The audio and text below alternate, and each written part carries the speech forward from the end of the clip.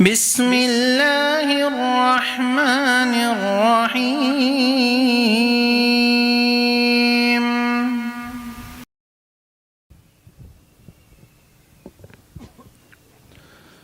الحمد للہ رب العالمین، والصلاة والسلام على اشرف الانبیاء والمرسلین وعلى آلہ واصحابہ اجمعین ومن تبعهم بإحسان إلى يوم الدين۔ يا أيها الذين آمنوا اتقوا الله حق تقاته ولا تموتن إلا وأنتم مسلمون۔ يا أيها الناس اتقوا ربكم الذي خلقكم من نفس واحدة وخلق منها زوجها وبث منهما رجالا كثيرا ونساء واتقوا الله الذي تساءلون به والأرحام إن الله كان عليكم رقيبا۔ يا أيها الذين آمنوا اتقوا الله وقولوا قولا سديدا يصلح لكم أعمالكم ويغفر لكم ذنوبكم ومن يطع الله ورسوله فقد فاز فوزا عظيما۔ أما بعد فأعوذ بالله من الشيطان الرجيم، بسم اللہ الرحمن الرحیم۔ قال موسیٰ لقومه استعینوا باللہ واصبروا ان الارض للہ یورثها من یشاء من عبادہ والعاقبۃ للمتقین۔ محترم المقام صدر اجلاس، معزز علماء کرام، انتہائی قابل قدر ذمہ داران جماعت و جمعیت، بزرگوں، نوجوان بھائیوں اور پردہ نشین خواتین اسلام، آج کا یہ جو ہمارا اجلاس نصف روزہ اجلاس عام ہے، اس نصف روزہ اجلاس میں مجھے ایک بڑے ہی اہم عنوان پر گفتگو کرنے کو کہا گیا، جس عنوان کی جزئیات اور تفصیلات پہ اگر بات کی جائے تو بات بہت زیادہ پھیلتی بھی ہے، بہت ساری باتوں کا حق ادا نہیں ہو پائے گا۔ کوشش کروں گا کہ جو وقت میرے پاس ہے اس میں اس عنوان کی جو بنیادی باتیں ہیں، بنیادی مسائل ہیں، صرف ان پر آپ کی توجہ اس طرف پھیر سکوں، اور ہمارے اور آپ کے کرنے کے جو ضروری کام ہیں ان پر کچھ بات کر لی جائے۔ قبل اس کے کہ میں اپنے عنوان پر گفتگو کروں، ایک بات کا تذکرہ کر دینا یہاں مناسب سمجھتا ہوں۔ یہ پروگرام بعنوان استقبال رمضان منعقد کیا گیا ہے۔ یہ مسئلے کے طور پر آپ جان لیں، رمضان کا استقبال کرنے کے لیے کوئی الگ سے پروگرام رکھنا شرعاً یہ کوئی جو ہے صحیح مسئلہ نہیں ہے۔ استقبال رمضان کے نام پر مسجد کے اندر یا کسی بھی مقام پر کوئی پروگرام رکھ کر آپ رمضان کا استقبال کریں، رمضان کی مناسبت سے اس عنوان سے پروگرام رکھیں، یہ درست نہیں۔ بعض اہل علم نے اس پر بدعت ہونے تک کا حکم لگایا ہے۔ البتہ کوئی بھی مہینہ یا کوئی بھی ایام آ رہے ہیں، اس مناسبت سے لوگوں کو احکام اور مسائل، اس کی جزئیات، اس کی باریکیاں بتانا، پڑھانا، سکھانا، اس کے لیے مسجد میں یا بعد میدان میں آپ پروگرام رکھتے ہیں تو کوئی حرج کی بات نہیں، بالکل جائز ہے۔ یہاں بھی استقبال رمضان کے نام سے جو پروگرام رکھا گیا ہے، چونکہ یہ جمعیت اہل حدیث کا اسٹیج ہے، اس لیے یہ بات بطور وضاحت کے آپ کے سامنے رکھ دی جائے کہ ذمہ داروں سے لے کر یہاں شریک ہونے والے علماء کا مقصد وہ رسم کے طور پر کوئی پروگرام کرنا نہیں چاہتے ہیں کہ یہ رمضان کے استقبال کا کوئی طریقہ ہے، یہ کوئی رسم ہے کہ کوئی پروگرام رکھ کر رمضان کا استقبال کیا جائے۔ یہ بس آپ لوگوں کے اندر دینی بیداری پیدا کرنے کا ایک عام اجلاس ہے، اور اسی مناسبت سے انشاءاللہ ہمارے معزز علماء کرام میں سے ایک عالم دین انشاءاللہ رمضان سے متعلق کچھ بنیادی باتیں آپ کے سامنے رکھنے کی کوشش کریں گے۔ میں مناسب یہ سمجھ رہا تھا کہ اس مسئلے پر صرف ذمہ داروں کو توجہ دلاؤں، لیکن اکثر ایسا ہوتا ہے کہ ایسے کسی عام اجتماع میں ایسا کوئی عنوان رکھ دیا جائے تو پھر اسے لوگ ایک دلیل بنا کر ہر آدمی اپنے علاقے میں اسی عنوان سے پروگرام کرے گا، پھر یہ رسم چل پڑے گی استقبال رمضان، اور لوگ یہ کہیں گے کہ نہیں اس میں غلط کیا ہے۔ یاد رکھیے گا ہمارا منہج، ہمارا طریقہ یہی ہے کہ ہم دین کے نام پہ اتنا ہی وہی کرتے ہیں جو پیارے نبی صلی اللہ علیہ وسلم سے ثابت شدہ ہے۔ رمضان کے استقبال کے لیے کوئی الگ سے پروگرام یا کوئی مجلس سجانا یہ پیارے نبی صلی اللہ علیہ وسلم کی سنت نہیں تھی، اسی لیے اس کا اہتمام نہیں کیا جانا چاہیے۔ واللہ تعالی اعلم۔ حاضرین گرامی قدر، میرے سامنے جو عنوان رکھا گیا یا جو عنوان مجھے جس کا مکلف کیا گیا ہے وہ ہے ہمارے یعنی مسلمانوں کے موجودہ حالات اور ہمارا اور آپ کا کردار۔ بھائیو، سب سے پہلی بات جو ہم اور آپ کو یاد رکھنی چاہیے وہ یہ کہ جب کبھی ہم حالات کی بات کرتے ہیں نا، غیر شعوری طور پر ہمارا اور آپ کا، بلکہ یوں سمجھیے کہ تقریباً سبھی لوگوں کا ذہن ہمارے اور آپ کے سیاسی حالات کی طرف جاتا ہے۔ ہم یہ سمجھتے ہیں کہ حالات ہمارے خراب ہیں، یعنی ہم سیاسی طور پر برے دور سے گزر رہے ہیں۔ یہاں مسلمانوں کو ایک طرح سے ملک کے تئیں وفاداری ثابت کرنے کو کہا جاتا ہے۔ مسلمانوں کو دہشت گردی سے جوڑا گیا ماضی میں، اور آج بھی شک کی نظر سے دیکھا جاتا ہے، اور اگر یہ نہ کیا جائے تو کم سے کم آپ جانتے ہیں کیا کیا مسائل مسلمان دیکھتے ہوئے نہیں آئے۔ موب لنچنگ کا ایک سلسلہ لوگوں نے چلایا گیا، باقاعدہ میڈیا ٹرائل لوگوں نے چلایا، اور جہاد کے نام پہ مسلمان کسی بھی میدان میں آگے بڑھیں اسے جہاد کا نام دے دیا۔ ایجوکیشن جہاد، لینڈ جہاد، فلاں جہاد، یہ جہاد، یعنی مسلمان جس راستے بھی ترقی کرنا چاہے اس کو جہاد کا نام دے کر ایک طرح سے مسلمانوں کی طرف سے یہاں کے عوام کو خوف زدہ کیا جائے کہ مسلمان ادھر آگے بڑھ جائیں گے تمہارا نقصان کر دیں گے۔ اور آپ دیکھیے یہ سلسلہ ختم نہیں ہوا، زمانہ جیسے جیسے آگے بڑھ رہا ہے، ماہ و سال جیسے جیسے آگے بڑھ رہے ہیں، مسلمانوں کے سامنے نت نئے مسائل ہیں۔ ابھی آپ دیکھیں ماضی قریب میں وقف کا مسئلہ اتنی شدت کے ساتھ اٹھا، مسلمانوں نے پتہ نہیں کتنا زور لگایا، سپریم کورٹ سے جزوی طور پر تھوڑی راحت ملی، لیکن مسئلہ ابھی تک پوری طرح ختم نہیں ہوا۔ مدارس کے سلسلے میں بڑے تشویشناک خبریں ابھی بھی آ رہی ہیں۔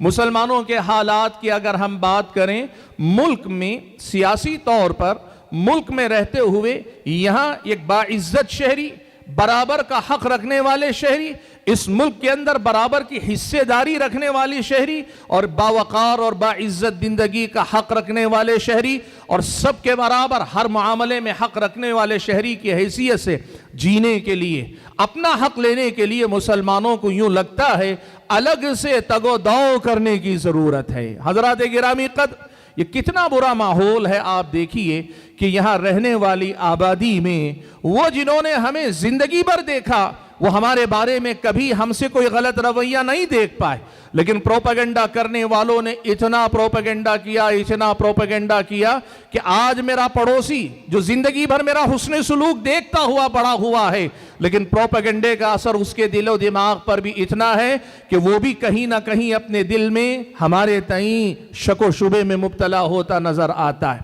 یہ ہمارے سیاسی حالات ہیں، میں تفصیل میں نہیں جانا چاہتا، اس لیے کہ آپ سبھی حضرات اخبارات سے، ٹی وی سے، اور اس سے بڑھ کر سوشل میڈیا سے جڑے ہوئے حضرات ویڈیو کلپس دیکھتے ہیں، نیوز کے فیڈ دیکھتے ہیں، بہت ساری چیزیں ہم اور آپ دیکھتے رہتے ہیں۔ بھائیو، یقیناً مسلمانوں کے اس ملک کے اندر جو حالات ہیں وہ کہیں نہ کہیں پریشان کن ہے، بالخصوص جو مسلمان سنجیدہ ہیں، دور رس نگاہ رکھتے ہیں، مسلمانوں کے سلسلے میں بننے بگڑنے والے قوانین کا وہ جو جائزہ لے رہے ہیں وہ دیکھ رہے ہیں کہ یہاں پوری کوشش کی جا رہی ہے کہ مسلمانوں کو رفتہ رفتہ کچھ ایسی صورتحال سے دوچار کیا جائے کہ یا تو وہ اپنے مسلمان ہونے کی شناخت کو چھوڑ کر یہاں کے عام شہریوں کی طرح ہو جائیں، یا اگر مسلمان بن کر رہنا چاہتے ہیں تو پھر انہیں کہیں نہ کہیں اپنے کچھ حقوق کو چھوڑنا پڑے گا، اپنی کچھ قربانیاں پیش کرنی پڑیں گی۔ یہاں کے عام شہریوں کے برابر حق رکھنے والے اپنی شناخت کے ساتھ، اپنی پہچان کے ساتھ شاید یہ جی نہیں پائیں گے۔ یہ حالات ہیں، اور اس معاملے میں بہت سارے نوجوان بھی پریشان، بہت سارے نوجوانوں کو تشویش ہوتی ہے، یہ بات اپنی جگہ صحیح ہے، لیکن میرے بھائیوں میری ایک بات آج آپ سنجیدگی سے سن کر جائے۔ ہمارے حالات جب ہم کہتے ہیں نا تو مسئلہ صرف یہ نہیں ہے کہ ہمارے سیاسی حالات خراب ہیں، سچ تو یہ ہے کہ ہمارے اور آپ کی دینی حالت بھی خراب ہے، ہمارے اور آپ کی معاشی حالت بھی خراب ہے، ہماری اور آپ کی سماجی صورتحال بھی خراب ہے، ہماری اور آپ کی اخلاقی صورتحال بھی خراب ہے۔ ایک صرف سیاست نہیں، ایک صرف ہمارے وجود کا مسئلہ نہیں، ہمارے حقوق کا مسئلہ نہیں۔ اگر ہم اور آپ دیکھیں بحیثیت مسلمان، رب العالمین ہم اور آپ کو جیسے دیکھنا چاہتا ہے، بحیثیت مسلمان پیارے نبی صلی اللہ علیہ وسلم نے اس امت کی جیسی تربیت کی تھی اور جیسے اس امت کو نبی کے طریقے پر ہونا چاہیے، زندگی کے ہر معاملے میں، زندگی کے ہر میدان میں اگر آپ دیکھیے تو مسلمانوں کے حالات بہت ہی زیادہ برے ہیں۔ میں یہ بات پہلے ہی مرحلے میں آپ کے سامنے کیوں اٹھا رہا ہوں؟ بھائیو دیکھو، ساری دنیا والے صرف سیاست پر محنت کر کے سیاسی طور پہ ترقی کر سکتے ہیں، مسلمانوں کا معاملہ ایسی کسی سیاست سے نہیں جو ان کے دین سے آزاد ہو کر کی جائے۔ مسلمانوں کی سیاست ان کے دین کا حصہ ہے اور دین کو چھوڑ کر سیاست نہیں کی جا سکتی۔ اسی لیے بھائیو سیاسی حالات کو سدھارنے کے لیے بھی دینی حالات کو ساتھ میں سدھارنے کے طرف توجہ دینی پڑے گی۔ یہ باہم ایک دوسرے سے ملے ہوئے ہیں۔ یہاں آپ صرف سیاست پہ کام کر کے تھوڑا بہت بہتری لانے کی طرف قدم تو بڑھا سکتے ہیں، لیکن مستقل اور پائیدار حل اگر آپ لانا چاہتے ہیں تو پھر آپ کو ہر طرح سے محنت کرنی پڑے گی۔ میں آپ کے سامنے مختصر سی کچھ باتیں یہ بھی رکھ لیتا ہوں کہ دیکھو آج ہمارے حالات کہاں کہاں بگڑے ہوئے۔ سب سے پہلا مسئلہ توحید کا مسئلہ، دین کی پہلی بنیاد، اسلام کی پہلی بنیاد کلمہ ہے۔ آج صورتحال یہ ہے کہ اس پہلے کلمے کی بنیاد پر ہی مسلمانوں کو آپ متفق نہیں کر پا رہے ہیں، رب العالمین کی توحید پر لوگ متفق نہیں ہیں۔ آج آپ دیکھیں گے، آپ نے دیکھا اور دیکھا نہیں تو آج بھی آپ دیکھ سکتے ہیں، ابھی آپ مغرب میں نکل جائیں، عشاء میں نکل جائیں، شہر کے جتنے مندر ہیں نا وہاں نکل جائیے، مزاروں کی بات نہیں کر رہا ہوں، مندروں کے پاس چلے جائیے، کچھ برقع پوش خواتین آپ کو مندروں کے سامنے بھی نظر آئے گی۔ رب کی توحید کا مسئلہ ان کے اندر درست نہیں ہو سکا۔ دین کے معاملے میں اگر آپ دیکھنا چاہیں کتنے ایسے مسلمان ہیں، کتنے فیصد مسلمان ہیں جو نماز پڑھتے ہیں۔ میں ایک اندازہ آپ کو بتاؤں، مسلیوں کا مت اندازہ لگائیے، وہ بہت زیادہ مایوس کن۔ آپ بنگلور شہر میں کتنی مسجدیں ہیں آپ حساب لگا لیجئے، کتنی مسجدیں، تمام جماعتوں کے مسلکوں کی ساری مسجدیں، اور ان مسجدوں کی کیپیسٹی کا اندازہ لگا لیجئے، اور اس کے بعد بنگلور میں مسلمانوں کی تعداد کو آپ دیکھ لیجئے، آپ حیران رہ جائیں گے۔ مسجدیں کم سے کم اتنی ہونی چاہیے کہ ہر مسلی مسجد میں آئے تو مسجد میں سما جائے۔ سچ تو یہ ہے کہ سارے مسلی اگر مسجدوں میں آ جائیں، مسجدیں ناکافی ہو جائیں، اتنی کم ہمارے پاس مسجدیں ہیں، لیکن اس کے باوجود وہ مسجدیں بھی ہماری خالی رہتی ہیں۔ بھائیو یہ ہمارے اور آپ کے دین سے رشتے اور تعلق کا معاملہ، اور اگر معاملات کی بات کریں اللہ معاف فرمائے، سارا دین ہمارا اللہ کے فضل و کرم سے ظاہر میں تو ہے کچھ نہ کچھ، لیکن معاملات میں ہم دین کو یا تو جانتے نہیں، یا جانتے نہیں تو مانتے نہیں، یا مانتے بھی ہیں تو کم سے کم یہ مانتے ہیں کہ بھئی دین میں ہے لیکن میری زندگی میں اپنا نہیں پا رہا ہوں۔ دھڑلے سے ہمارے مسلمان کہتے ہیں مارکیٹ میں اگر میں دین پہ عمل کروں گا تو کیا کماؤں گا، کیا کھاؤں گا، مارکیٹ میں اگر آج میں سود نہیں لوں گا تو میری تجارت کہاں ترقی کرے گی۔ بھائیو دین سے دوری کا یہ حال آپ کی صرف دین پر نہیں، آپ کی دنیا پر بھی بہت بری طرح اثر انداز ہوتا ہے۔ معاشی حالت کی اگر ہم بات کریں بھائیو، ایک زمانہ تھا دنیا کے ہر فن میں مسلمان امامت کے درجے پہ تھے، میڈیکل سائنس میں مسلمان آگے تھے، سائنس میں ایجادات میں مسلمان آگے تھے، تعلیم کے مختلف میدانوں میں مسلمانوں کی مہارت تھی۔ آج آپ کی صورتحال ہے، آپ کو کیا معلوم ہے؟ لوگ طنز کے طور پر آپ کو کہتے ہیں یہ پنچر ڈالنے والی قوم ہے۔ میں ایک بات کہوں، اللہ تعالیٰ نے اگر آپ کو کوئی جائز اور حلال ذریعہ معاش نہیں دیا، آپ اگر پنچر ڈال کے بھی روزی روٹی کماتے ہیں، عیب نہیں، شرمندگی محسوس کریں۔ وہ جو بڑے بڑے حرام کاریاں کر کے حرام طریقے سے، ناجائز طریقے سے کما کر بڑے بڑے بلڈنگوں میں بیٹھیں، ان کے مقابلے میں حلال روزی اگر پنچر ڈال کے بھی آتی ہے تو بڑی پاکیزہ روزی ہے، اس میں عیب نہیں۔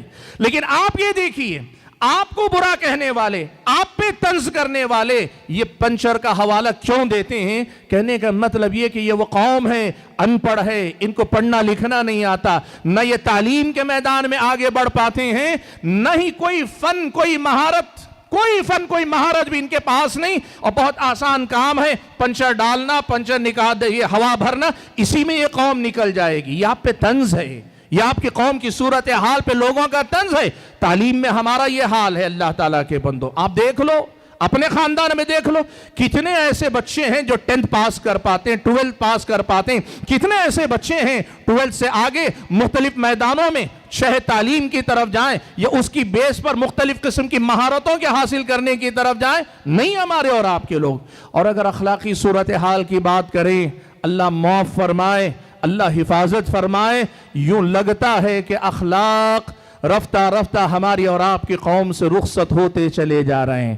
مجھے حیا اگر مانے نہ ہوتی، ابھی 2 دن کے اندر میرے سامنے جو واقعات، ہم علماء کے پاس بہت سارے مسائل آتے ہیں سوالات کے لیے، میں اکثر یہ جملہ کہتا ہوں، لوگوں کے سوال صرف سوال نہیں ہوتے، ان سوالوں میں ہمیں ہماری سوسائٹی، ہمارا سماج، ہمارا معاشرہ نظر آتا ہے۔ اللہ کے بندو، میں آپ کو بتاؤں، حیا مانے ہے، ورنہ میں تفصیل میں بتاتا، لیکن پھر اشارے میں بتا دوں۔ کل ایک نوجوان فون کر کے مجھ سے کہہ رہا ہے، رو رہا ہے، وہ کہہ رہا ہے ابھی 1 مہینہ، 1.5 مہینہ، 2 مہینے میری شادی ہوئے ہیں، اور ابھی ڈاکٹر کے پاس سے رپورٹ لے کر آ رہا ہوں کہ میری اہلیہ 4.5 مہینے سے حامل ہے۔ میں نے کیا گناہ کیا کہ اللہ تعالیٰ نے میرے حق میں ایسا فیصلہ کیا؟ بھائیو، یہ کیسا سماج ہے جہاں اخلاق کی کوئی قدر و قیمت نہیں؟ اور آج معاف کیجئے گا، ایک بہن نے فون کر کے یہ رابطہ کر کے کہا کہ میں نے فلاں ایک نوجوان سے تعلقات تھے، چونکہ شادی کرنے کا ارادہ تھا اس لیے ہم نے اپنے جسمانی تعلقات بھی قائم کر لیے، اب وہ شادی سے انکاری ہے، اب اگر میں اس کو چھوڑ کر دوسرے سے شادی کرنا چاہوں گی تو گناہ ہوگا، اس لیے آپ مشورہ دیجئے کہ میں کیا کروں۔ بھائیو، یہ ہمارے سماج کی سچائیاں ہیں، نگاہ جھکا لینے سے سچائیاں نہیں چھپتی۔ اخلاق کا کیا حال ہے؟ اور معاف کرو، ہم سب اپنے آپ سے ہی پوچھ کر دیکھ لیں، ہم میں سے کتنے لوگوں کے، کتنے نوجوانوں کے، کتنے خواتین کے، کن کے ساتھ کیسے روابط ہیں۔ بھائیو، جس قوم کا اخلاق گر جائے وہ قوم کبھی سر نہیں اٹھا سکتی۔ معاملہ سیاست کا بعد میں ہے، اسی لیے آج میں سب سے زیادہ اس پہ بات کرنا چاہتا ہوں۔ وہ لوگ جو یہ سمجھتے ہیں مسلمانوں کے سیاسی حالات خراب ہیں، اللہ کے بندو، سیاست بعد کی چیز ہے، اور سیاست کی جڑیں اصل میں یہاں ہیں۔ آپ کا دین کیسا، آپ کا اخلاق کیسا، آپ کی معاشی حالت کیسی، اور آپ کی اپنی قوم کے اندر صلاحیتیں کیسی، یہاں جا کر یہ ساری چیزیں بالآخر سیاست پہ اثر انداز ہوتی ہیں۔ آپ کو اور ہم کو سمجھنا پڑے گا۔ بھائیو، ایسے سارے حالات میں بہت بڑی ذمہ داری یہ آتی ہے، جماعت، جمعیت، اور صرف ایک ہماری جمعیت نہیں، قومی مسائل کے اندر ساری جماعتیں، ساری تنظیمیں اور مساجد کے ذمہ دار حضرات، اور جو مختلف چھوٹے چھوٹے ٹرسٹ بنائے ہوئے، مراکز، سینٹرز بنائے ہوئے ہیں، اور اتنا ہی نہیں، بہت سارے اہل ثروت ہیں، وہ چاہتے ہیں اپنے بل پر ہی کام کریں۔ بھائیو، قوم کے صحیح حالات کا جائزہ لینے کی کوشش کرو، سمجھو ہمارے قوم کے مسائل کہاں ہیں۔ ایک سیاست ہمارا سارا معاملہ نہیں ہے، لیکن اس سیاست کو سدھارنے کے لیے بھی ان سارے مسائل کو ہم اور آپ کو سدھارنا پڑے گا۔ اللہ تعالیٰ کے بندو، میں جو بات آپ کے سامنے کہہ رہا ہوں وہ یہ کہ ہمارے اور آپ کے ملک میں حالات کیا ہیں، ان کا صحیح سے تجزیہ کرنے کی کوشش کریں، اور اس کے بعد اس قوم کی اصلاح کے لیے فکر مند ہونے کی کوشش کریں۔ بھائیو، کیا کرنا پڑے گا؟ بچے ہوئے وقت میں یہ بتا لوں ہمیں کیا کرنا پڑے گا۔ بہت ساری کام ہیں۔ دیکھو، جب سب کچھ بگڑا ہوا ہوتا ہے نا، سب کچھ کرنے کا ہوتا ہے۔ سب کچھ جب بگڑا ہوا ہو تو ہر طرف محنت کرنے کی ضرورت ہوتی ہے۔ جب معاملات ایک دوسرے سے جڑے ہوئے ہوں، انٹر لنک ہو، یعنی ایک دوسرے کے ساتھ وابستہ ہو، ہم صرف سیاست پہ، ہم صرف تعلیم پہ، ہم صرف اخلاق پہ، ہم صرف عقیدے پہ کام نہیں کر سکتے۔ ہمیں سارے میدانوں میں بیک وقت کام کرنا ہوگا، اور اس میں دین کی رہنمائی کے مطابق جس چیز کو پرائرٹی دینا، ترجیح دینا، جس چیز کو پہلے نمبر پہ رکھنا، جس چیز کو دوسرے نمبر پہ رکھنا، ایک ترتیب، ایک تنظیم کے ساتھ کام کرنے کی ضرورت ہے۔ میں آپ کے سامنے کچھ چیزیں گنانا چاہتا ہوں، کم سے کم ہم کن میدانوں میں محنت کریں کہ جہاں سے ہم اپنے حالات کو بہتر کرنے کی طرف آگے بڑھ سکیں۔ بھائیو، سب سے پہلی بات جو آپ کے سامنے کہنا چاہوں گا وہ یہ کہ دیکھو، مشکل حالات میں سب سے بڑی طاقت یہ ہوتی ہے کہ آدمی کو مایوس نہیں ہونا چاہیے، ہمت نہیں ہارنا چاہیے۔ سب سے پہلی طاقت یاد رکھو، حالات چاہے کتنے خراب ہو جائیں، آدمی کو مایوس نہیں ہونا چاہیے، اور آدمی کو کبھی بھی ہمت نہیں ہارنی چاہیے، پست ہمت نہیں ہونا چاہیے۔ آدمی میدان میں کب ہارتا ہے معلوم؟ جب وہ ہار تسلیم کر لیتا ہے، وہ جب مان لیتا ہے کہ ہاں میں ہار گیا، تب اس کی ہار ہوتی ہے۔ ورنہ آدمی سے ہتھیار چھن جائیں، اسباب چھن جائیں، وہ میدان میں گر بھی گیا ہے، اگر اندر سے وہ ہار نہیں مان رہا ہے، گرا ہوا پھر کھڑا ہو سکتا ہے۔ ہتھیار نہیں تو اپنے ہاتھوں کو ہتھیار بنا سکتا ہے، اسباب میسر نہیں تو نئے اسباب پیدا کر سکتا ہے۔ اصل چیز ہے ذہنی شکست، اصل چیز ہے ضمیر کے اندر وہ ہمت اور حوصلہ ہونا، وہ طاقت ہونا۔ اسی لیے اللہ تعالیٰ کے بندو، ایک بات ہمیشہ یاد رکھنا، وہ لوگ جو قوم کے سامنے قوم کے برے حالات ذکر کر کے مایوسی کے جذبات پیدا کرتے ہیں، وہ لوگ امت کے خیر خواہ نہیں ہیں۔ حالات ہمیں یہ سبق ضرور دیں کہ ہم محنت کریں، لیکن جو آدمی ان حالات کو سن کر مایوس ہو جاتا ہے، اس کا سب سے پہلا علاج یہ ہے کہ وہ مایوسی سے آگے بڑھے نہیں، مایوسی کو پیچھے چھوڑے، ہمت نہ ہارے، آگے بڑھے، آگے بڑھ کر ہمیشہ اپنے آپ کو مثبت انداز میں طاقتور سمجھ کر کام کرے۔ اور آپ یقین رکھیں، اللہ تبارک و تعالیٰ نے امت محمدیہ کو بڑی سخت جان بنایا ہے۔ یہ کمزور ہوگی، یہ وقتی طور پر مغلوب ہوگی، لیکن یہ امت کبھی ختم نہیں ہوگی، یہ امت کبھی ختم نہیں ہوگی۔ یہ اللہ تبارک و تعالیٰ کی طرف سے ضمانت ہے، یہ اللہ تعالیٰ کی طرف سے گارنٹی ہے، یاد رکھنا، یہ امت کبھی ختم نہیں ہوگی۔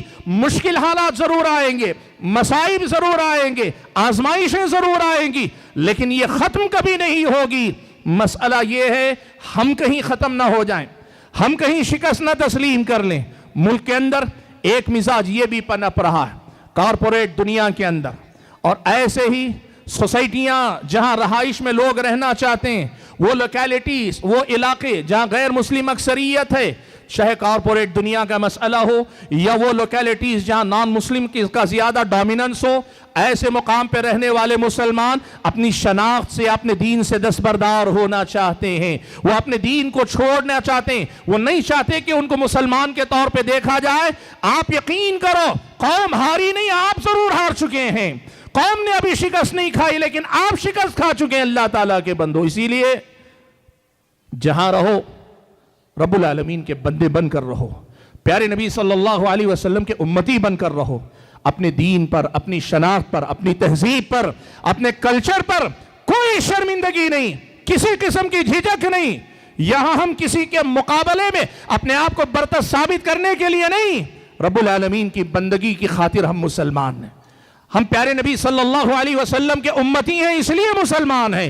اس لیے بھائیو، وہ مسلمان جو کہیں بھی رہتے ہیں، میں نے خاص طور پہ نام لے کر بتایا، کارپوریٹ دنیا کے اندر لوگ جہاں ایم این سیز میں کام کرتی، ملٹی نیشنل کمپنیوں میں، اور اس کے ساتھ تجارت کے بڑے بڑے میدانوں میں، اور دوسری طرف جن علاقوں کے اندر جہاں لوگ پوش علاقے کہتے ہیں، یعنی شہروں کے وہ علاقے جہاں شہر کے متمول طبقہ رہتا ہے، وہاں رہنے والے اپنی شناخت سے فرار اختیار کریں۔ یہ پہلی شکست ہے قوم کے حق میں۔ اللہ کے بندو، مت ڈرو، مت گھبراؤ، حالات چاہے کتنے مشکل ہو جائیں، رب العالمین کا ایک بہت بڑا وعدہ ہے۔ وہ وعدہ کیا ہے معلوم ہے؟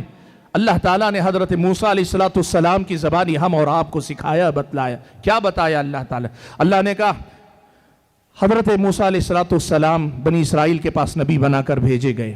حضرت موسیٰ کے آنے سے پہلے بنی اسرائیل کو فرعون بہت بری طرح مارتا تھا، کاٹتا تھا، ان کی عورتوں کو زندہ رکھتا تھا، مردوں کو ختم کر دیتا، بڑا ظلم فرعون نے کیا تھا۔ حضرت موسیٰ پر ایمان لانے کے بعد بھی ظلم و ستم کی یہ داستان جاری رہی، تو قوم موسیٰ نے حضرت موسیٰ سے شکایت کی، کہا کہ اے موسیٰ آپ کے آنے سے پہلے بھی ستائے جاتے تھے، آپ پر ایمان لانے کے بعد بھی ستائے جا رہے ہیں۔ اوذینا من قبل ان تأتینا ومن بعد ما جئتنا، آپ کے آنے سے پہلے بھی ستائے جاتے تھے، آپ کے آنے کے بعد بھی ستائے جا رہے ہیں۔ حضرت موسیٰ نے کیا کہا اپنی قوم سے؟ اللہ نے وہ جواب نقل کیا قرآن میں تاکہ وہ جواب ہمارے اور آپ کے لیے جواب ہو۔ اللہ نے کہا قال موسیٰ لقومہ، حضرت موسیٰ نے اپنی قوم سے کہا استعینوا باللہ واصبروا، اللہ سے مدد طلب کرو اور جم جاؤ اپنے دین پر. ان الارض للہ، یہ زمین اللہ تعالیٰ کی ہے، اس زمین کا مالک اللہ تعالیٰ، اس زمین پہ اختیار اقتدار حقیقی اللہ تعالیٰ کا ہے. یورثھا من یشاء من عبادہ، وہ جس کو چاہے یہاں کا وارث بناتا ہے، جسے چاہے اختیار اقتدار دیتا ہے. اور اللہ کی سنت ہے کہ لوگوں کو کبھی ان کے اعمال کی سزا دینے کے لیے اور کبھی ان کو آزمانے کے لیے اللہ ظالموں کو غلبہ عطا کرتا ہے، مظلوموں کو جھکاتا ہے اللہ تعالیٰ. کئی بار ایسا ہوتا ہے کافروں کو غلبہ عطا کرتا ہے، مسلمان کو مغلوب بناتا ہے اللہ تعالیٰ. کیوں؟ اس لیے کہ یہ کائنات آزمائش کے لیے اللہ نے بنائی ہے. کہا ان الارض للہ یورثھا من یشاء من عبادہ. لیکن آیت کا اختتام کہا والعاقبۃ للمتقین، یہ یقین رکھو کہ انجام ہمیشہ متقیوں کے حق میں ہی لکھا جاتا ہے. انجام ہمیشہ متقیوں کے حق میں لکھا جاتا ہے. مطلب یہ ہوا متقی بن جاؤ، بنا لو اپنے آپ کو، اللہ تبارک و تعالیٰ تمہارے حق میں یہ انجام لکھے گا، تمہارے حق میں یہ بہتری ہو جائے گی. بھائیو، پہلا کام کرنے کا اپنے آپ کو مایوسی سے نکال کر باہر لاؤ. دوسری بات بھائیو، دیکھو بات لمبی نہیں کر سکتا لیکن مختصر الفاظ میں بتا سکتا ہوں آپ کو، توحید اور اتباع سنت پر سب سے زیادہ محنت کرو. بات سیاست کی ہو رہی تھی، بات تعلیم کی ہو رہی تھی، لیکن میں یہ آپ کے سامنے بتا رہا ہوں توحید اور اتباع سنت پر سب سے زیادہ محنت کرو. کیوں؟ توحید رب العالمین سے رشتے کا نام، اتباع سنت پیارے نبی صلی اللہ علیہ وسلم سے رشتے کا نام ہے.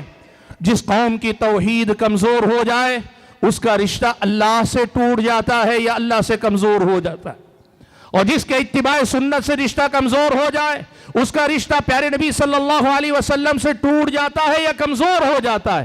جو توحید اور اتباع سنت پر محنت کر کے اللہ اور اللہ کے رسول سے اپنا رشتہ مضبوط کر لے گا نا، پھر اللہ سے یہ رشتہ، رسول سے اس کا یہ رشتہ اسے زندگی کے سارے میدانوں میں اصلاح کی طرف لے جائے گا. کیوں؟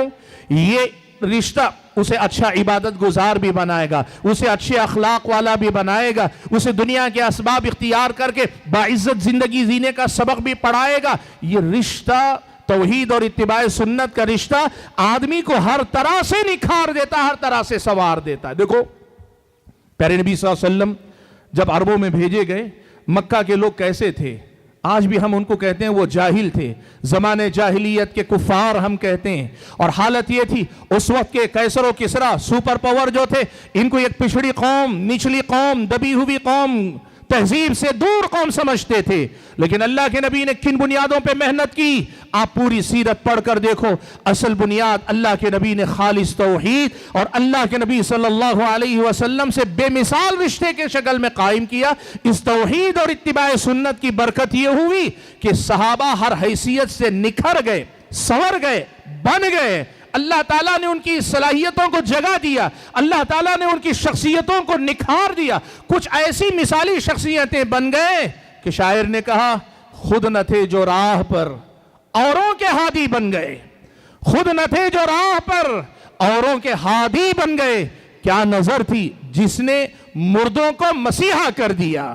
اللہ کے بندو، توحید اور اتباع سنت کی دعوت کوئی ایک مسئلے کی دعوت نہیں، ساری زندگی جینے کا طرز عمل بدل دینے کا نام، سوچ سے لے کر آپ کی زندگی کا طریقہ بدل لینے کا نام. اسی لیے توحید اور اتباع سنت پر سب سے زیادہ محنت کرو. اور اس کے بعد جو کرنے کے کام ہے بھائیو، تعلیم پر محنت کرو، ایجوکیشن پر محنت کرو. ہر طرح کی تعلیم، دین کی تعلیم بھی، علماء اور فقہاء، حفاظ، دعات، مبلغین یہ تو بنیں گے امت کے اندر، لیکن ان کے ساتھ ساتھ ڈاکٹر بھی بنو، انجینئر بھی بنو، بیوروکریٹس بھی بنو. ساری دنیا کے اندر جتنے میدان ہیں ہر میدان میں آگے بڑھتے چلے جاؤ. بھائیو ایک بات یاد رکھو، اس دور کے اندر تعلیم سب سے بڑی طاقت ہے.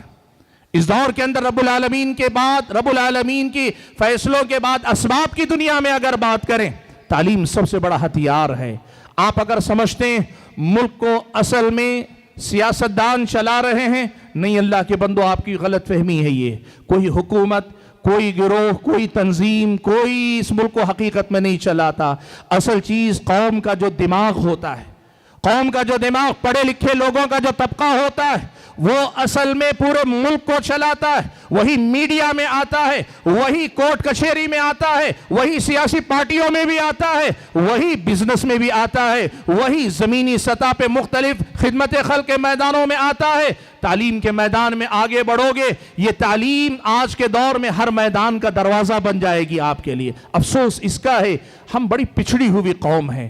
سچر کمیٹی کی رپورٹ، آج تو لوگ اس کا ذکر کرنا بھی بھول گئے، صورتحال یہ بتائی گئی آدی واسی قوم سے زیادہ مسلمان پچھڑے ہوئے ہیں تعلیم کے میدان میں۔ اللہ کے بندو آپ دیکھ لو، 10th کون پاس کرتا ہے، 12th کون پاس کرتا ہے، اس سے آگے کون جاتا ہے، یونیورسٹیوں میں مسلمانوں کا فیصد کیا ہے، پرسنٹیج کیا ہے، اور اگر ٹیکنیکل کورسز میں دیکھنے کی بات کریں بڑے کم ہمارے اور آپ کے لوگ۔ بھائیو، اس تعلیم کے میدان کا ایک فلسفہ یاد رکھو، آپ جتنا کم پڑھیں گے نا اتنے ہی زیادہ آپ اپنے آپ کو بے بس محسوس کریں گے۔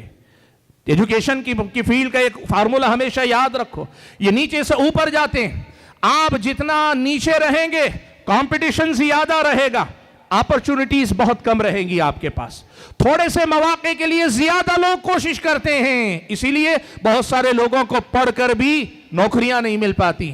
لیکن آپ اگر تعلیم کے معاملے میں اوپر سے اوپر اٹھتے جائیں گے، آپ جتنا زیادہ پڑھیں گے کمپٹیشن کم ہوتا جائے گا، اپرچونٹی زیادہ کھلتے چلے جائیں گے۔ اور آپ یہ بات یقین رکھو، تعلیم میں اللہ تعالیٰ نے وہ طاقت رکھی ہے، اللہ تعالیٰ نے وہ قوت رکھی ہے کہ اگر آپ طاقتور ہو جائیں گے نا تو پھر آپ کو جا کے دنیا میں کچھ ڈھونڈنے کی ضرورت نہیں، دنیا چل کر آپ کے قدموں میں آئے گی اور آ کر آپ سے کہے گی کہ آؤ دنیا کی امامت کرو، دنیا کی قیادت کرو۔ اللہ کے بندو، قوم کے اندر تعلیم پہ محنت کرنے کی ضرورت ہے۔ افسوس اس کا، اور بڑے افسوس کے ساتھ یہ بات کہوں، مسلم مینجمنٹ اسکول پورے بنگلور کے اندر دیکھ لو کتنے ہیں جو مثالی اسکول بن پائے، سبحان اللہ۔ کتنی یونیورسٹیاں نہیں بنا سکتے یا کالجز نہیں بنا سکتے، کامیابی کے ساتھ چلنے والے، اور کامیابی سے مراد جن کا اسٹینڈرڈ معیاری ہو، ہم اچھے اسکول نہیں بنا پا رہے ہیں، ہم اچھی یونیورسٹیاں نہیں دے پا رہے ہیں۔ اور یہ بھی سن لو ایک تلخ حقیقت، ہم اسکول اور کالج بھی اپنی زکوٰۃ کے پیسے ہی سے چلانا چاہتے ہیں۔ اللہ کے بندو، 2.5% زکوٰۃ بھی کیا سارے قومی مسائل حل کرو گے؟ تعلیم کے لیے کیا 2% الگ سے پیسہ نہیں نکل سکتا؟ 100 روپیہ کمانے والا 2 روپیہ تعلیم کے لیے، قوم کے مستقبل کے لیے نہیں نکال سکتا۔ وہی زکوٰۃ کا پیسہ، اسی زکوٰۃ کے پیسے کے پیچھے مدرسوں کے معاملات بھی لگے، مسجد، لوگ سوال پوچھتے ہیں مسجد کے امام کی تنخواہ زکوٰۃ کے پیسے سے دی جا سکتی ہے۔ اللہ کے بندو، زکوٰۃ آپ کے مال کی گندگی ہے، اسے نکال کے جانے دو جہاں جانا ہے، اللہ نے متعین کیے ہیں۔ قوم کی ترقی کے لیے ذرا دماغ صاف رکھو، حلال پیسہ، اچھا پیسہ۔ آج آپ روتے ہیں، آپ افسوس کرتے ہیں، آپ کے دل میں تکلیف ہوتی، کہ اس تکلیف کے بدلے میں پورے مال میں سے 2% پیسہ آپ قوم کی تعلیم کے لیے نہیں نکال سکتے۔ اللہ کے بندو، یہ حالت بدلنی چاہیے، اور یہ میرے اور آپ کے جیسے 2-4 تقریر کرنے والے، 4 سننے والوں سے کام نہیں ہوتا، محنت کرنی پڑے گی، ہم کو اپنی جگہ پہ سوچنا پڑے گا، ایسے تعلیم حاصل کرو کہ دنیا والے ہمارے سامنے، پھر یہ دنیا کے اندر جتنے اسباب ہیں نا، ان اسباب میں پورا کنٹرول نہیں، ہماری حصے داری تو کم سے کم آ جائے۔ آپ یقین کرو، یہ تعلیم ہمارے سامنے ہر میدان میں ایسے افراد فراہم کرے گی جو قوم کے حالات کو بہتر کرنے کی طرف لے جائیں گے۔ آپ جانتے ہیں اس ملک کے اندر، میں صاف لفظوں میں کہوں، 70 سال سے ایک تنظیم نے محنت کیا، تعلیم پر محنت کر کے ہر میدان میں 2 کام اس نے کیا، تعلیم کے میدان میں اپنے افراد بڑھائے بھی اور اپنا ذہن ان بچوں کو دیا بھی۔ آج کل کے بچے جو تعلیم بھی حاصل کیے اور ایک مخصوص نظریے سے متاثر بھی ہوئے، آج ہر ڈپارٹمنٹ میں بیٹھے ہوئے۔ اسی لیے 70 سال میں جو فیصلے نہ ہوئے، کورٹ کچہری سے وہ فیصلے آ رہے ہیں، 70 سال میں جو پالیسیاں نہیں بنی، ہر میدان میں نئی نئی پالیسیاں نظر آ رہے ہیں۔ کیسے ہوگا؟ تعلیم کا مقابلہ تعلیم سے کرو، تعلیم کا مقابلہ تعلیم سے کرو، لوہا لوہے کو کاٹتا ہے۔ اسی لیے اللہ تعالیٰ کے بندو، تعلیم پر محنت کر کے اپنے حالات سدھارنے کی کوشش کرو۔ حضرات گرامی قدر، اگلا میدان جو کرنے کی ضرورت ہے، بظاہر یہ بہت چھوٹی چیز، لیکن میں آپ کو ایک چیز بتانا چاہوں گا، اگر عمل کر کے دیکھیں تو یہ بڑی بنیادی کام بن جائے گی۔ وہ کیا ہے معلوم ہے؟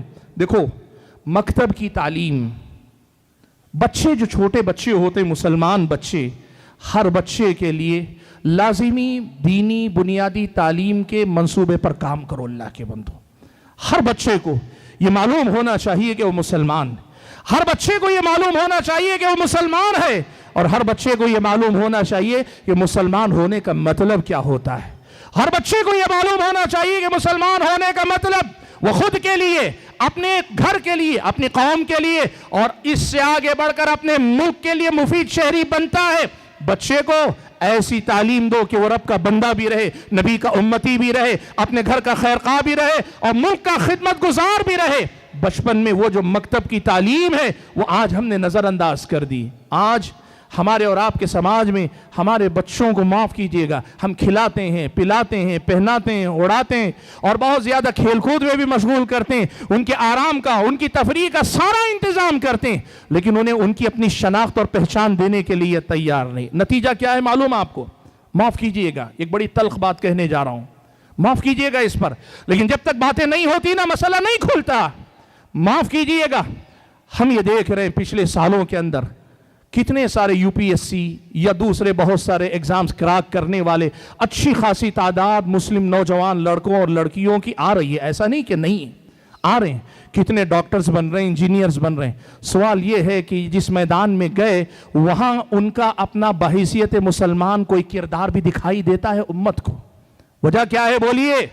وجہ یہ ہے کہ ہم نے مسلمان کی حیثیت سے ان کو ان تمام میدانوں میں آگے بڑھایا، وہ آگے بڑھ بھی گئے، لیکن بچپن میں وہ تعلیم، وہ تربیت نہ دے سکے کہ بحیثیت مسلمان تمہیں اپنے ساتھ، اپنے قوم اور اپنے ملک کے لیے بھی کام کرنا ہے۔ وہ اس شناخت کو چھپا کر رہنے ہی میں عافیت سمجھتے ہیں۔ وہ نام جب ایگزام کی لسٹ آتی ہے تب تو نظر آتے ہیں، اس کے بعد یہ سارے نام منظر سے ایسے غائب ہوتے ہیں جیسے کبھی ان کا وجود تھا ہی نہیں۔ ٹھیک ہے، مولوی مدرسے میں ہوں گے، مولوی مسجد میں ہوں گے، سوال یہ پیدا ہوتا ہے قوم کے وہ بچے اور بچیاں جنہوں نے ان میدانوں میں ترقی کی اور آگے بڑھے، انہوں نے قوم و ملت کے لیے بڑے کام کیا کیے؟ کیوں نہیں ہوتا کہ وہ تنظیمیں، وہ جماعتیں ان لوگوں سے، ان نوجوانوں سے رابطے میں رہیں؟ ملک کی قانون میں ایسی کوئی شک نہیں ہے کہ اگر آپ اپنے قوم کے لیے جائز حق لینے کے لیے محنت کریں آپ ملک کے غدار ہو جائیں گے۔ نہیں، اپنی امیج بچانے کے لیے یا پھر ایک طرح کے خوف میں جینے والے ان بچوں کو ہم نے ابتدا سے ذہن نہیں دیا، وہ اس مقام پہ پہنچ بھی گئے لیکن قوم کے لیے جتنے مفید بننے چاہیے وہ نہیں بن سکے۔ اللہ کے بندو، اسی لیے مکتب کے مرحلے سے تعلیم پہ محنت کرو۔ حضرات گرامی قدر، کرنے کے کاموں میں سے ایک بڑا اہم کام اور بھی ہے، وہ کیا ہے پتہ ہے؟ ایک بڑا اہم کام یہ بھی آپ کے سامنے میں ذکر کروں کہ بھائیو، اس ملک کے غیر مسلموں کے ساتھ اچھے تعلقات بڑھانے بنانے کی فکر کرو۔ دیکھو پیارے نبی صلی اللہ علیہ وسلم کی سنت میں کتنی مثالیں آپ کو چاہیے، اللہ کے نبی صلی اللہ علیہ وسلم کی سیرت میں کتنی مثالیں چاہیے۔ اللہ کے نبی صلی اللہ علیہ وسلم نے نبوت سے پہلے بھی، نبوت کے بعد بھی مکہ کے مشرکین سے اور مدینہ جانے کے بعد وہاں کے یہودیوں کے ساتھ تعلقات اللہ کے نبی نے ایسے بنا کے رکھے جو ملک کی سلامتی کے لیے یا امن و امان کے ساتھ جینے کے لیے ضروری تھے، اللہ کے نبی نے بنا کے رکھے۔ اللہ کے نبی طائف چلے گئے، طائف سے اللہ کے نبی جب واپس آ رہے تھے، اللہ کے نبی صلی اللہ علیہ وسلم کو عرب کے دستور یا مکے والوں کے سسٹم کے مطابق دوبارہ مکے میں داخل ہونے میں خطرہ تھا کہ کہیں مکے والے یہ نہ کہیں تم نے شہر چھوڑ دیا تھا، اب شہر سے باہر نکل جاؤ، مت آؤ۔ اللہ کے نبی نے کیا کیا؟ مطعم ابن عدی، مکہ کے سرداروں میں سے ایک سردار، اس سردار کو اللہ کے نبی نے پیغام بھیجا کہ اے مطعم، میں تمہارے جیوار میں یعنی تمہارے سپورٹ کے ساتھ میں مکہ میں داخل ہونا چاہتا ہوں۔ مطعم ابن عدی اسلام نہیں لایا تھا، کافر تھا، مشرک تھا، وہ مکہ کے اندر رہتا تھا، اور مکہ میں رہتے ہوئے اس نے پیارے نبی صلی اللہ علیہ وسلم کو اپنی پناہ میں لیا، اپنے بچوں کو لیا، ہتھیار بند ہو کر مکے کی سرحد پر آیا اور اللہ کے نبی کو لے جا کر کعبۃ اللہ کا طواف کیا، اور اس نے وہاں سے اعلان کیا، کہا سن لو، محمد کو ہاتھ لگانے کا مطلب مجھے ہاتھ لگانا ہے، اور تم یہ غلطی کبھی نہیں کرو گے، اگر ان کو ہاتھ لگایا تو پھر میں تمہارے خلاف۔ بھائیو، یہاں کے انصاف پسند غیر مسلم حضرات سے اچھے تعلقات بنانے کی کوشش کرو۔ ابو طالب ساری زندگی ایمان نہیں لائے، لیکن اللہ کے نبی صلی اللہ علیہ وسلم نے ساری زندگی ابو طالب اپنے چچا کے ساتھ اچھا رشتہ نبھایا، اور اس کے نتیجے میں ابو طالب کے ساتھ نے اللہ کے نبی کی بڑی مدد کی۔ اللہ کے بندو، پیارے نبی صلی اللہ علیہ وسلم نے غیر مسلموں کے ساتھ اچھے تعلقات کو بحال رکھا۔ یہ کتنا بڑا المیہ ہے۔ آپ ذرا مجھے ایک بات بتاؤ، ہم اپنے پڑوسیوں کے ساتھ رہتے جیتے ہیں. یہ ہمارے اطراف و اکناف سارے بہت سارے غیر مسلم ہیں. آج ہر غیر مسلم کی نظر میں آپ کے لیے شک ہے, آپ کے لیے شبہ ہے, آپ کے بارے میں وہ بدگمان ہے. یہ کتنا بڑا المیہ ہے کہ ہم ایک دیوار کے فاصلے سے غیر مسلموں کے ساتھ رہتے ہیں. ہمارے بارے میں کوئی 2000 3000 کلومیٹر یا کئی سو کلومیٹر چینل پہ بیٹھ کر, سوشل میڈیا پہ بیٹھ کر جھوٹ بول کر, غلط بیانی کر کے, یا ماضی میں کی گئی بعض لوگوں کی غلطیوں کو بنیاد بنا کر ہمارے بارے میں ذہن خراب کیا جا رہا ہے, جھوٹ بولا جا رہا ہے, ہم پہ الزام لگایا جا رہا ہے, ہماری کردار کشی کی جا رہی ہے. لوگ ہمارے بارے میں جھوٹ بول کر لوگوں کا ذہن بدلنے میں کامیاب ہو رہے ہیں. ہم اپنے بارے میں سچ بول کر اپنی صفائی بھی نہیں دے پا رہے ہیں. وجہ کیا ہے؟ یہ کٹ کٹ کر جینے والے, یہ بٹ کر جینے والے, یہ ہٹ کر جینے والے, یہ غیر مسلموں سے روابط رکھے بغیر جینے والے. دیکھو, دو مسئلے صاف رکھو. ان کی عبادتوں میں, ان کے مندروں میں, ان کے اپنے معاملات میں آپ دخل نہ دے. وہ ان کی عبادتیں, لکم دینکم ولی دین, تمہارا دین تمہارے ساتھ ہے, میرا دین میرے ساتھ. لیکن اس سے ہٹ کر سوشلی, سماجی سطح پر ان سے تعلقات بنا کے رکھنا, یہ اسلامی شریعت کے احکام میں سے ہے. اللہ کے تعالیٰ نے فرمایا, لا ينهاكم الله عن الذين لم يقاتلوكم في الدين ولم يخرجوكم من دياركم ان تبروهم وتقسطوا اليهم. اللہ تعالیٰ تمہیں اس بات سے منع نہیں کرتا کہ تم ان لوگوں کے ساتھ جنہوں نے تمہارے ساتھ کچھ برا نہیں کیا, تمہیں اپنے گھروں سے نہیں نکالا, ان کے ساتھ حسن سلوک کرو, ان کے ساتھ انصاف کا برتاؤ کرو. اللہ اس سے تمہیں منع نہیں کرتا. یہ اللہ تعالیٰ نے قرآن میں صاف طور پہ بیان فرمایا. حضرات گرامی قدر, سب کے ساتھ اچھے تعلقات ہی میری اور آپ کی بہت بڑی ذمہ داری. اور ایک آخری بات کہہ کر میں اپنی بات سمیٹ لیتا ہوں. بھائیو, سوشل ویلفیئر, خدمت خلق کے کام پر محنت کرو. دیکھو, عربی شاعر ایک بڑی پیاری بات کہتا ہے احسن الى الناس تستعبد قلوبهم فطالما استعبد الانسان احسانو. کہتا ہے لوگوں کے ساتھ حسن سلوک کرو, لوگوں پہ احسان کرو. کیوں؟ اس لیے کہ احسان لوگوں کے دلوں کو غلام بنا لیتا ہے.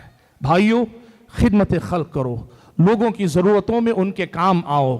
اس لیے کہ سب سے پہلے تو یہ اللہ کا حکم ہے کہ مسلمان سب کے لیے خیر کی بنیاد ہوتا ہے, مسلمان سب کے مفاد کی بات کرتا ہے, سب کا بھلا چاہتا ہے. اس لیے سب سے پہلے کام کرو, اور اس کے بعد اس لیے کہ خدمت خلق سے آپ دلوں کو جیت پائیں گے.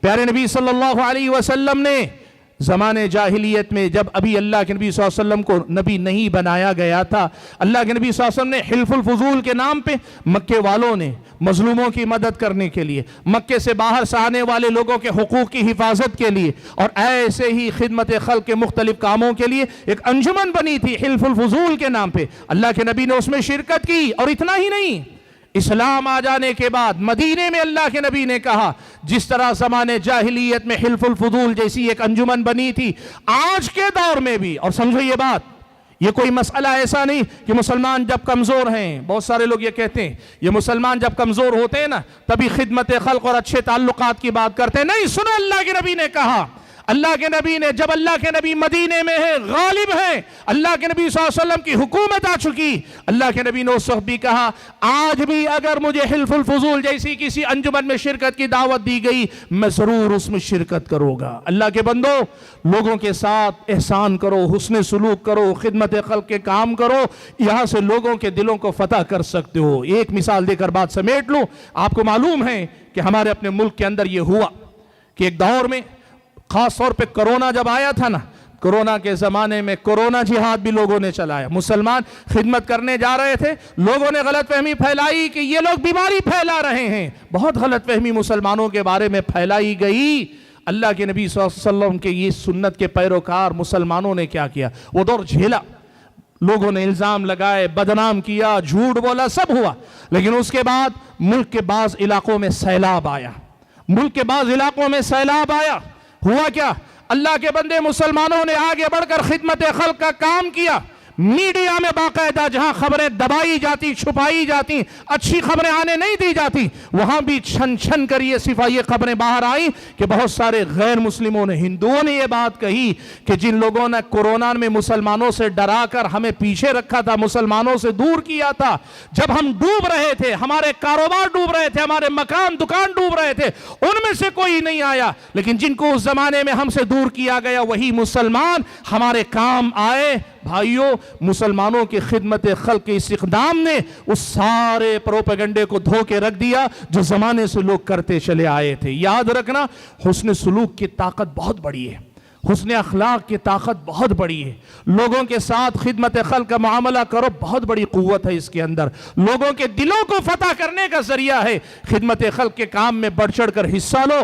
حضرات گرامی قدر، آج کی اس ملاقات میں جیسے میں نے ابتدا ہی میں کہا، اگر حالات پہ بات کی جائے، الگ الگ ایک ایک موضوع پہ، تعلیمی حالت، اخلاقی صورتحال، معاشی صورتحال، سب پہ بات ہو سکتی، لیکن میں نے جیسے کہا بنیادی طور پر لوگوں کو دینی طور پہ مضبوط کرو، اور دینی طور پہ مضبوط کرنے کے ساتھ دنیا میں ترقی کے جو اسباب ہمارے سامنے ہیں، جن میں سے چند کا میں نے آپ کے سامنے تذکرہ کیا، ان کو اپنا کر اپنے لیے، اپنے گھر کے لیے، اپنی قوم کے لیے اور اپنے ملک کے لیے مثالی شہری بننے کی کوشش کرو۔ رب العالمین سے میری یہ دعا ہے کہ اللہ تعالیٰ مجھے اور آپ سبھی حضرات اور خواتین کو جو کچھ کہا سنا گیا، کہنے اور سننے سے زیادہ ان باتوں کو یاد رکھ کر عمل پیرا ہونے کی توفیق نصیب فرمائے۔